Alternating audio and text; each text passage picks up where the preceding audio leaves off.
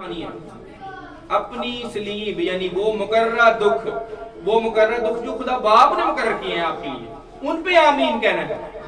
جیسے یسوع مسیح نے کہا ہے، یسوع مسیح نے وہ سلیب اٹھائی ہے، اس کی اپنی مقررہ سلیب نہیں تھی، وہ دکھ وہ سلیب خدا باپ نے مقرر کی تھی۔ پر یہاں پہ کیا ہوتا ہے، ہم اپنے حساب سے سلیب بنا لیتے ہیں، اور یہ بنائی ہوئی ہے لوگوں نے۔ میں نے ڈیفینیٹلی پہلے میں نے بھی اس کو اپنی لائف میں رکھا ہوا تھا، اپنے حساب سے جو ہے نا چیزوں کو نہیں، پر اپنے حساب سے نہیں، کلام کے حساب سے باپ کی مرضی کو سمجھے، وہ کیا چاہتا ہے، چاہے دکھ کم ہے چاہے دکھ زیادہ ہے، جو سلیب خدا باپ نے آپ کی لائف میں رکھی ہے، جو دکھ اس نے یا وہ خوشی جو اس نے مقرر کی ہے وہ لے، اپنی عقل سے نہیں۔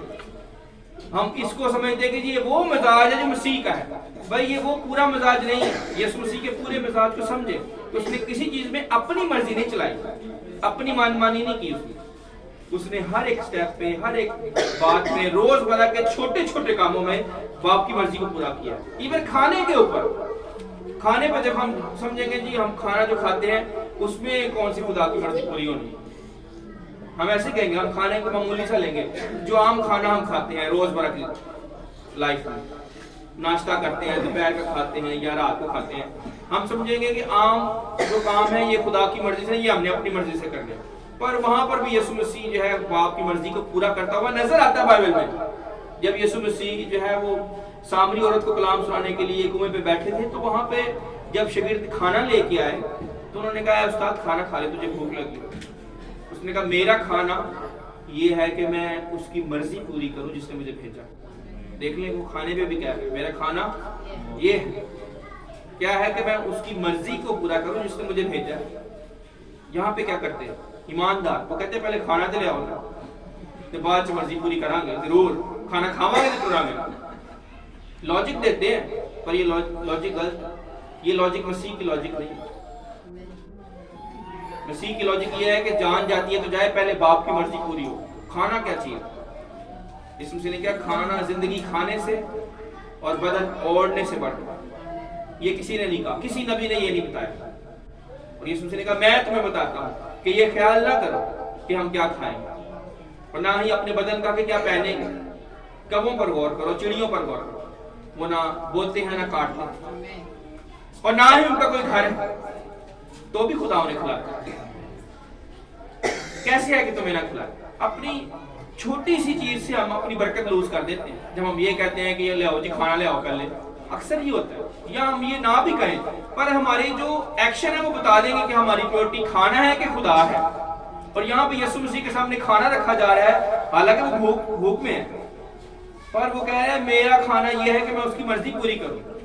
یہ نہیں کہ میں کھانے کے چکر میں باپ کے کلام کو بھول جاؤں، اس کی مرضی کو بھول جاؤں۔ اسے پتا ہے کہ ہم اس کے محتاج ہیں، ہم کھانے کے بغیر زندہ نہیں رہ سکتے، یہ خدا یسوع مسیح کو پتا ہے۔ اس نے کہا خود کہ تمہارا باپ مانگنے سے پہلے جانتا ہے کہ تم کن چیزوں کے محتاج ہو، جو ہماری محتاجی ہے اس سے چھپی نہیں ہے، پر وہ دے گا۔ پر ہماری جو پیورٹی ہے، ہماری جو زبان ہے، ہمارے جو ایکشن ہے، وہاں سے وہ جج کرے گا کہ ہم کس لائق ہیں، کس سٹینڈرڈ کے جو ہے نا وہ لائق ہے۔ اس نے گرچہ خدا کی صورت پہ تھا، ہاللیلویہ، یہ ہے آپ نے بھی یہاں پہ آنا ہے۔ کون خدا کی صورت پہ تھا؟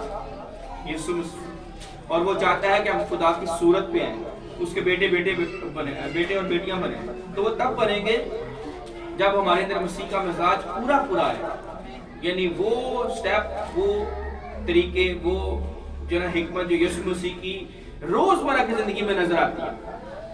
اس لیے آپ کو یسوع مسیح کی 33.5 سال کی زندگی کا ایک ایک سٹیپ زبانی یاد ہے۔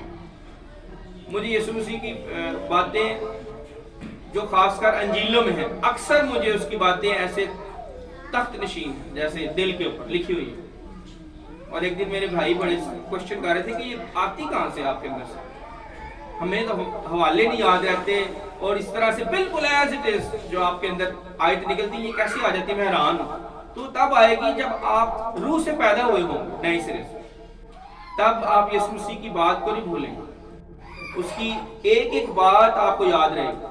اور جب میں نے یسوع مسیح کی انجیلوں کی تقریباً ساری تمثیلوں کو اور اس کی پوری لائف کو سمجھا تو باقی کلام سمجھنا آسان ہوگا۔